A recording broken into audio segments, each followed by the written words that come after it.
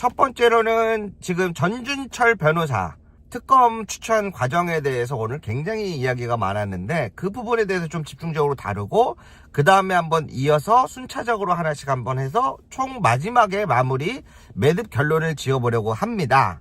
제가 오늘 추천드릴 방송은 3가지의 방송을 추천드리는데요. 첫 번째로는 아침에 전준철 변호사를 특검으로 추천했던 이성윤 변호사가 나오는 겸손은 힘들다. 그리고 두 번째로는 매불쇼. 세 번째로는 청와대 관련해서 취재가 된 부분에 대해서 뉴스 하이킥. 이렇게 3가지 영상을 함께 보고 이야기를 나누도록 하겠습니다. 어제 오늘 봐왔던 내용을 한번 제가 어떻게 해설하는지 어떤 측면으로 바라보고 있는지 굉장히 신선한 시각으로도 들으실 수 있을 것 같습니다. 자, 그래서 하나씩 보겠습니다. 왜 탈락했고 그리고 잘못 알려진 부분은 바로 잡아야 한다 뭐 이렇게 여러 가지 있던데. 전준철을 추천한 게 의원님이시죠? 예. 다른 사람도 있었습니까? 복수였습니까? 단수였습니까?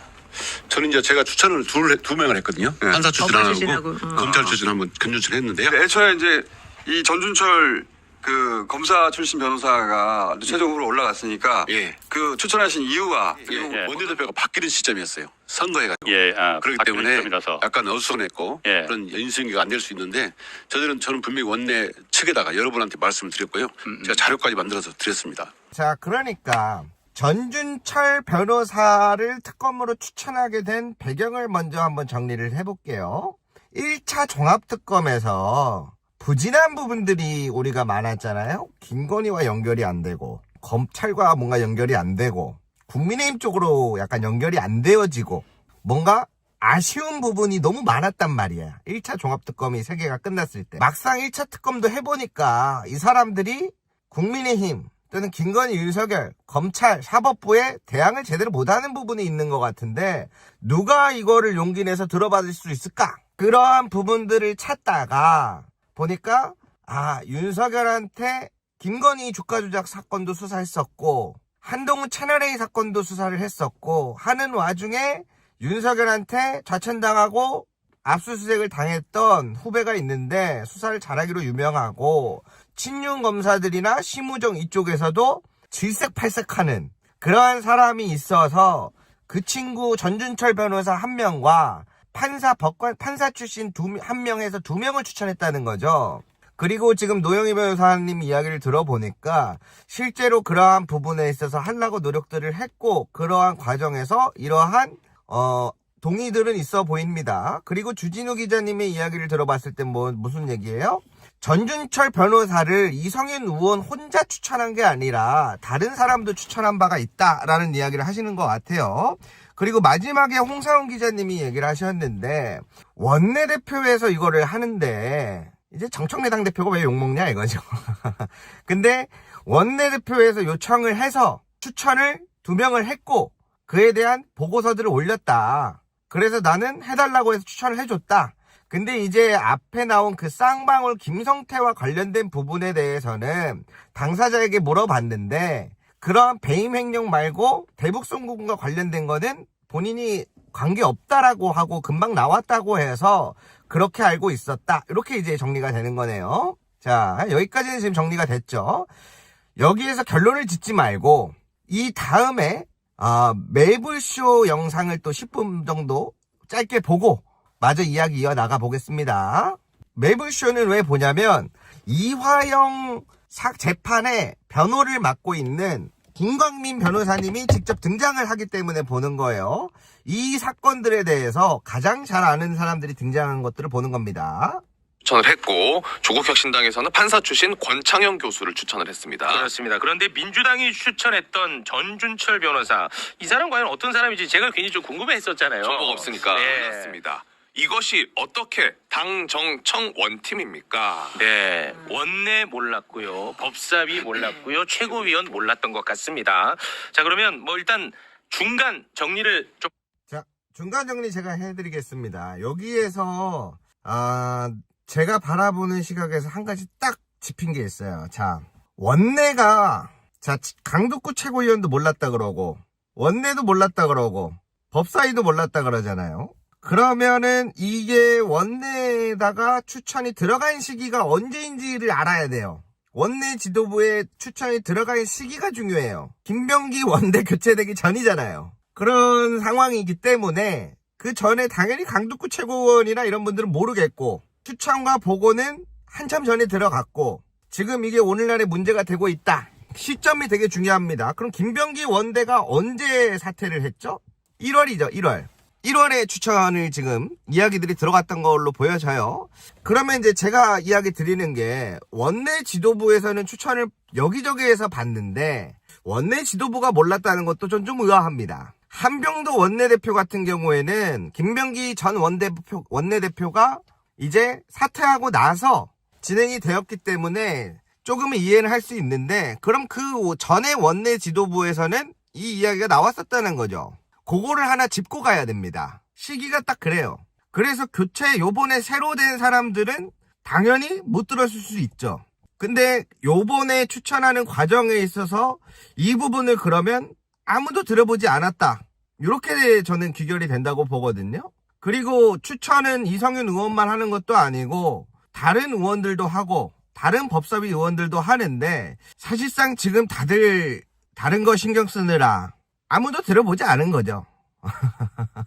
제대로 들여다보지 못한 거죠. 예, 저는 그렇게 지금 보고 있습니다. 일단 마저 한번 쭉 보고 정리를 해드릴게요.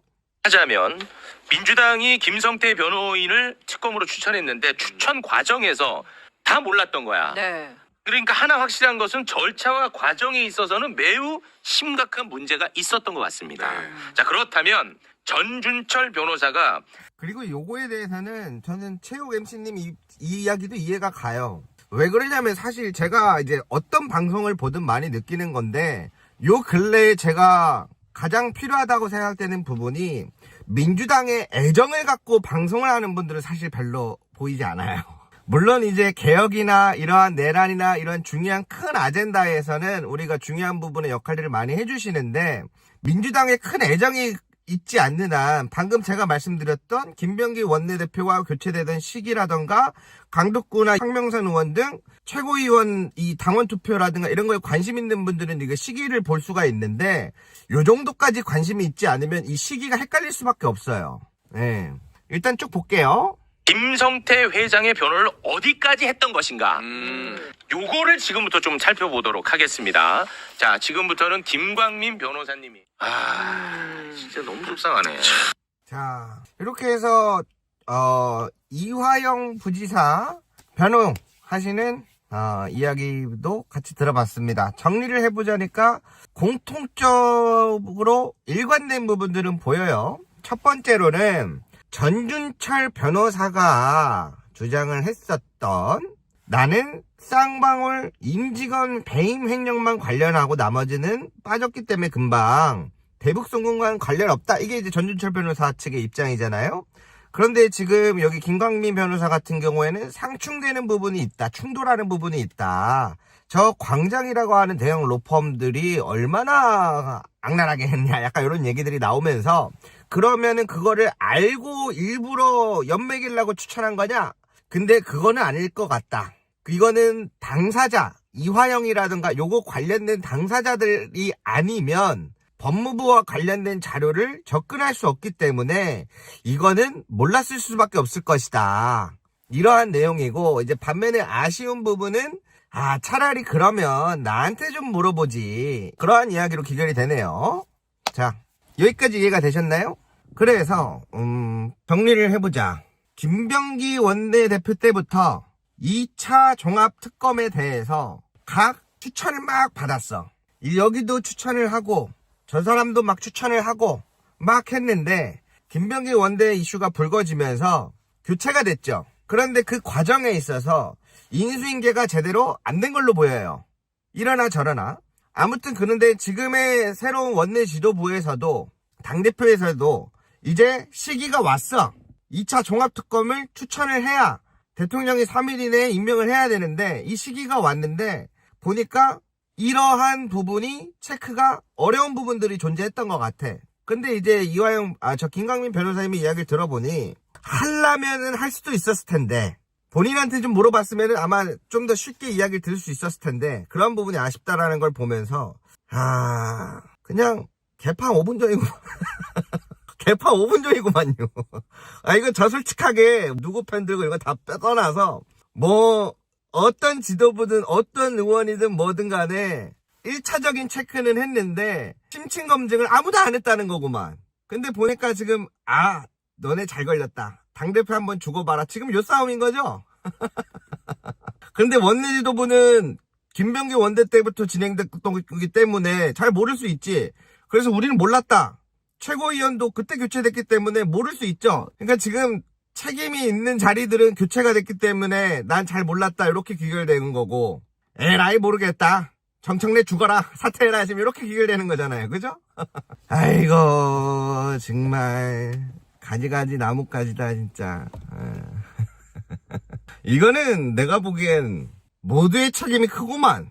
이거 실드 치는 게 아니고 누가 봐도 지금 여기 지금 어디 소속인 담당이에요? 원내지도부 담당이잖아요. 원내지도부 담당인데 우리는 몰랐다고 끝날 사안도 아니고 패싱 당했다는 것도 말이 안 되죠. 김병기 원대 때면은 1월인데 지금 2월 중순 다 돼가는데 그때까지 아무도 관심이 없었다는 거 아니에요? 패싱이란 말은 웃기죠.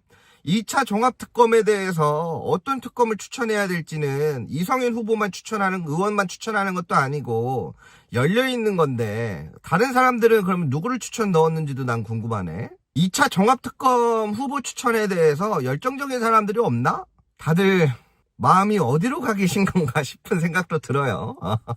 이해는 가요. 몰랐다고 하는 이유에 이해는 가는데 거기에서 끝났으면 안 됐다는 거죠. 정청래 대표가 이성윤한테 추천하라고 했다고 합니다. 당연히 최고위원들한테도 추천하라고 하겠죠. 최고위원이 아니어도 추천을 해야 되는 거고. 여기도 비슷한 얘기가 나오네요. 자, 종합적으로 이 재판과 관련된 핵심 관계자, 당사자들이 아니면 지금 다 놓친 것 같아요. 전부 다 그 부분을 놓치는 것 같아. 이 재판에 참여하거나 직접적인 연관이 아닌 사람들은 이 부분까지는 알 수가 없어서 민정수석 라인도 몰랐고, 그러다가 이제 당사자가 대통령이 당사자잖아요. 그러니까 이제 이 사람 이쪽이면 아닌 것 같은데 라고 해서 이제 팁을 줘서, 그리고 경로는 아니고 이 부분을 다시 한번 확인을 좀 해주세요. 약간 이런 느낌의 뉘앙스였다. 이런 얘기죠. 그러니까 아이고, 내가 이럴 줄 알았다, 이럴 줄 알았어. 내가 의심한 게 뭔지 아세요?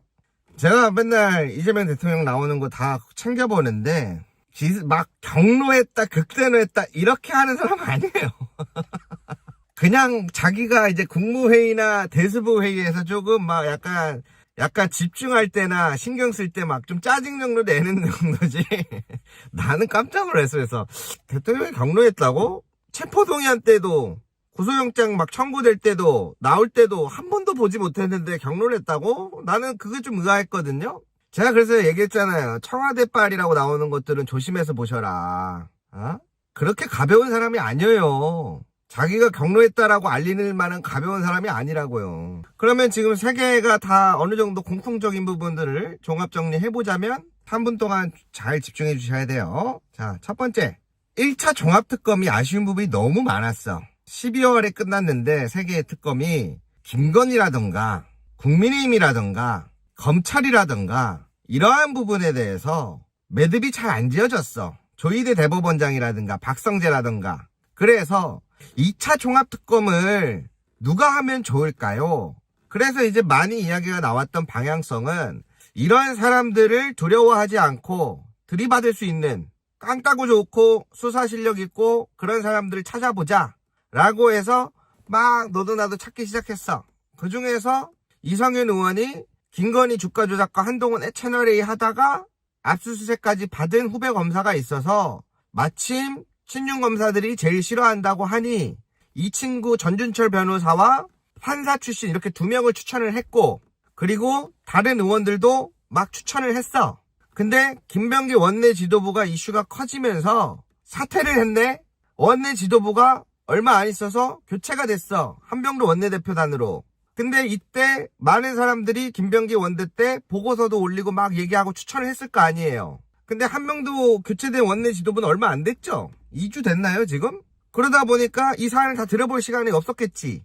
그리고 강덕구 최고위원도 몰랐다 그러는데 교체된 지 얼마 안 됐으니까 당연히 모르겠죠. 그런 상황 속에서 시간은 됐어. 2차 종합특검이 빨리 출범을 해야 돼. 그러니까 후보자에 대한 검증이 미비한 부분이 생겼어. 야, 어떻게 김성태 쌍방울과 관련해서 했던 변호사를 할 수가 있냐.